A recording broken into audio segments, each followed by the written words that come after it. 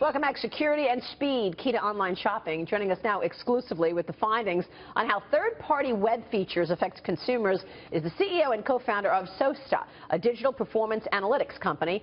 Tom Lunabus is with us right now. And Tom, it is good to see you. Nice to be here. Explain SOASTA for us first, what you're doing ahead of what's about to be a busy season for retail. Well, in many ways. Well, we're about ready to go into the Olympics for retailers. Retailers have been preparing for over a year now. Preparing for 90 days from now, starting with Halloween or Thanksgiving going into the Cyber Monday, 10% of their revenue will be done, their annual revenue will be done in that 4-day period. So they're preparing, and to prepare, they have to prepare like Amazon prepares. And so what we do, what SOASTA does, is we help them with that preparation. So we help them monitor and measure user experience, and then we help them simulate that user experience. So we're going to be simulating, and we have been simulating for these brands what happened Cyber Monday last year. So it's a practice facility. How much better are they than they were a year ago?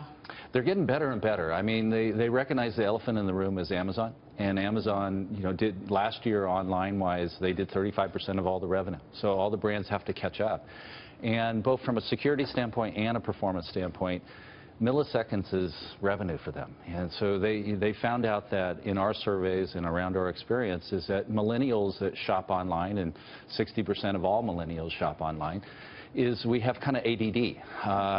It's about within 3 seconds, if it takes that long to load something, people will drop off. They'll bounce. They won't convert. Also delivery. It's true. It's also the real world aspect, though, the delivery component, which Amazon, again, is crushing.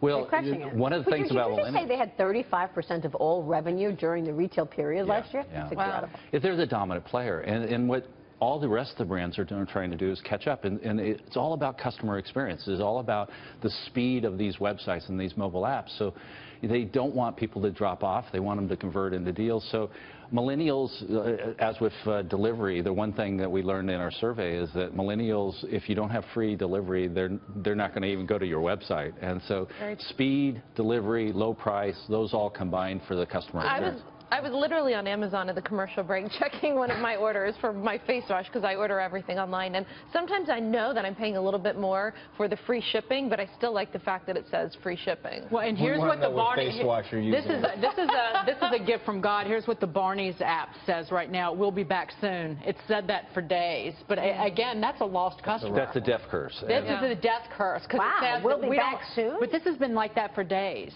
And it just says that we don't have our act together. We already knew the app really smelled bad, but now it doesn't even work. Well, what's really important for brands is they've recognized that milliseconds, like an athlete in the Olympics, really matter in terms of revenue. So literally 1 second of latency could be hundreds of millions of dollars to. Can anybody catch Amazon? It's 15 years from now. Are we looking at an Amazon competitor? It's hard to say. I think the brands feel that they will be able to compete if they get their technology going. So they're using more advanced technologies like SOASTA.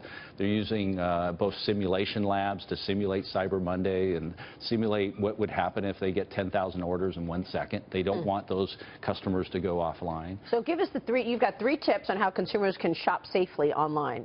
Well, probably the biggest one is the brands you choose. I think if you're choosing websites that you're not familiar with, the brands have literally, since a couple of years ago with the Target problems that they had, the brands have spent almost $8 billion in securing the data around the customer's data.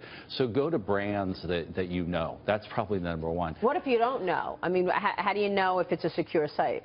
Well, you have to be careful about the things you click on because there's a lot of ads within websites, and so sometimes it's not the website you go to, but it's the ads that are actually on their websites that might actually cause some problems. So you have to be a little bit diligent there. You just overall, you're cautious about the brands that you're on, and you're cautious about slow websites as well.